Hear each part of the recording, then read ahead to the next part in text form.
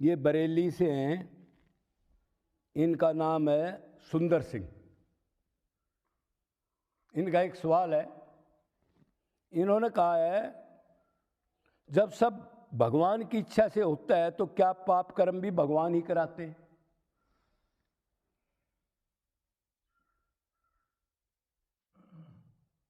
ये सवाल किया है।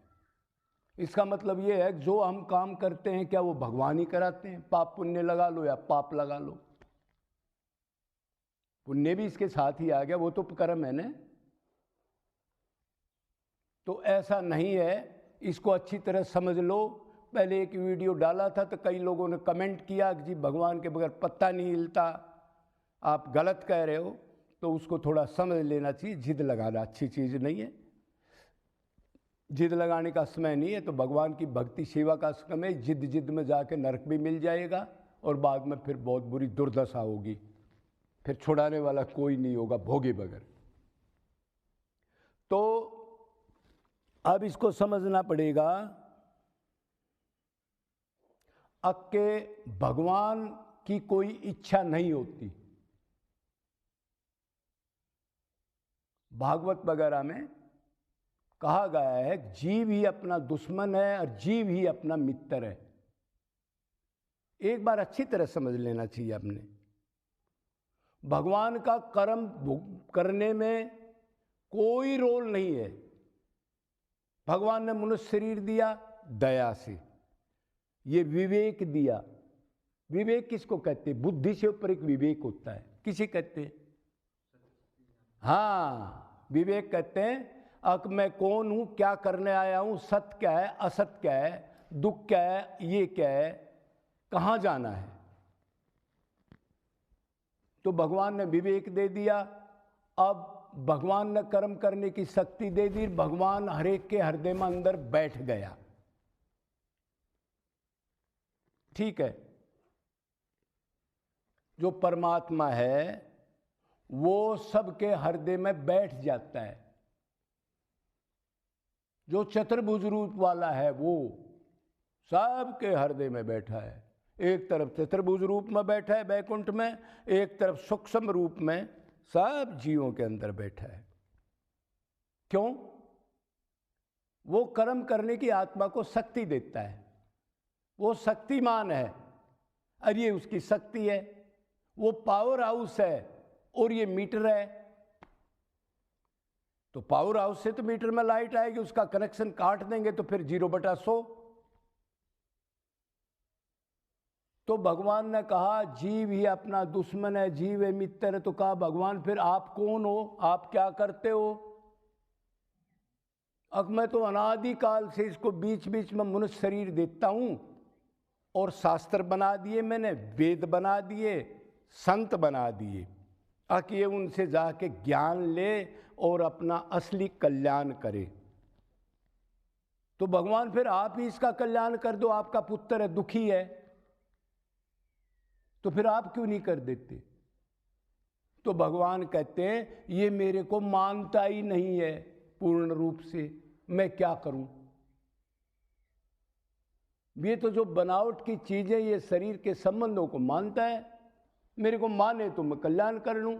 मतलब उसकी क्या शर्त है? मेरी अनन्य शरणागति कर दो।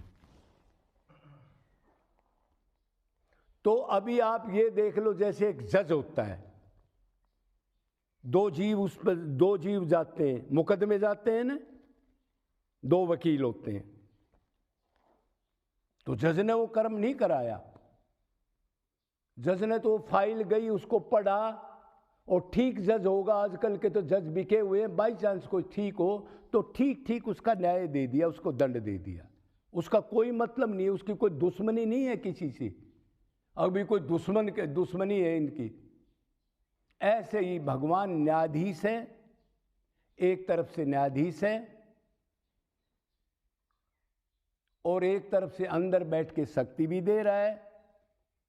तो वो कर्म नोट करता है, कर्म करने में जीव स्वतंत्र है। सुनो, अब कर्म करने में स्वतंत्र है। क्यों? अब भगवान फिर न्यू कहेंगे मर्जी से किसी से कुछ कराता है, किसी से कुछ कराता है, तो भगवान कह रहा मैं लफड़ में क्यों पढ़ूं, तुम्हारे को ज्ञान दे दिया, शास्त्र बता दिए, अब क्या करना आप करो। भगवान सिर्फ नोट करता है सबके हृदय में बैठ के, चाहे पाप कर रहा है चाहे पुण्य, रोकता नहीं। एक बार उसका अंश जरूर रोकता, आत्मा गलत काम कर दे रहे, ये तो विरुद्ध काम है, समाज के विरुद्ध है, शास्त्र के विरुद्ध है, लेकिन मन मनमानी कर बैठता है। तो भगवान का इसमें कोई रोल नहीं है। भगवान न्यायाधीश है, नोट करेगा, उसका फल दे देगा, उसको संचित कर्म में डाल देगा, फिर आगे जन्म होगा तब उसका करेगा, उसको उसकी कोई दुश्मनी नहीं है किसी से।